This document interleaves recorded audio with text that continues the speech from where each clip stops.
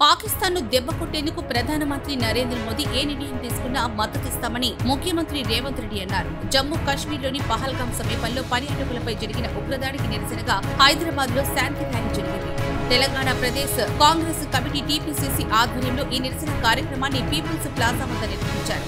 CM Revanth Reddy, పలువురు రాష్ట్ర మంత్రులతో పాటు మజ్లిస్ పార్టీ అధినేత అసదుద్దీన్ ఓవైసీ ఈ ర్యాలీలో పాల్గొని ఉగ్రవాద చర్యలను ఖండించారు. పాక్ ఆక్రమిత కాశ్మీర్లో భారత్ను కలపాలని సీఎం రేవంత్ పిలుపునిచ్చారు. 1967, 1971లో ఇలాంటి దాడులు జరిగినప్పుడు మాజీ ప్రధాని ఇందిరాగాంధీ గట్టి జవాబిచ్చారని ఆయన తెలిపారు. ఇందిరాగాంధీని వాజ్పేయి దుర్గామాతతో పోల్చారని ఆయన పేర్కొన్నారు. దుర్గామాత భక్తుడైన ప్రధాని మోదీ ఉగ్రముక్కలకు గట్టి జవాబు చెప్పాలని ముఖ్యమంత్రి కోరారు. ఈ శాంతి ప్రదర్శన పీపుల్స్ ప్లాజా నుంచి ప్రారంభమై ట్యాంక్ బండుపై ఉన్న మాజీ ప్రధాని ఇందిరాగాంధీ విగ్రహం వరకు కొనసాగింది. పహల్గా ఉగ్రదాడి ఘటన నేపథ్యంలో బాధితులకు సంఘీభావం తెలపాలని, ఉగ్రవాదాన్ని తీవ్రంగా వ్యతిరేకించాలని కాంగ్రెస్ అధిష్టానం నిర్ణయించింది. ఈ మేరకు సోమవారం ఢిల్లీలో ఏఐసీసీ ముఖ్య నేతల సమావేశమై చర్చించారు.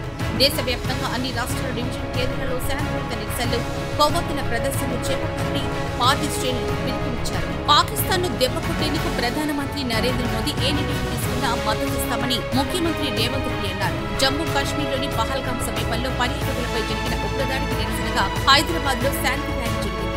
తెలంగాణ ప్రదేశ్ కాంగ్రెస్ కమిటీ టీపీసీసీ ఆధ్వర్యంలో ఈ నిరసన కార్యక్రమాన్ని పీపుల్స్ ప్లాజా వద్ద నిర్వహించారు.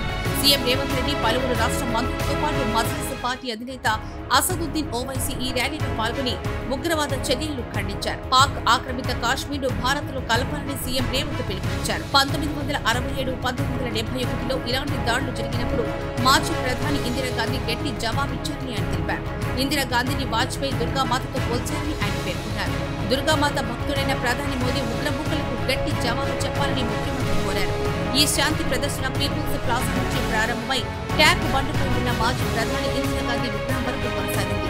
పహల్గా ఉగ్రదాడి ఘటన నేపథ్యంలో బాధితులకు సంఘీభావం తెలపాలని, ఉగ్రవాదాన్ని తీవ్రంగా వ్యతిరేకించాలని కాంగ్రెస్ అధిష్టానం నిర్ణయించింది.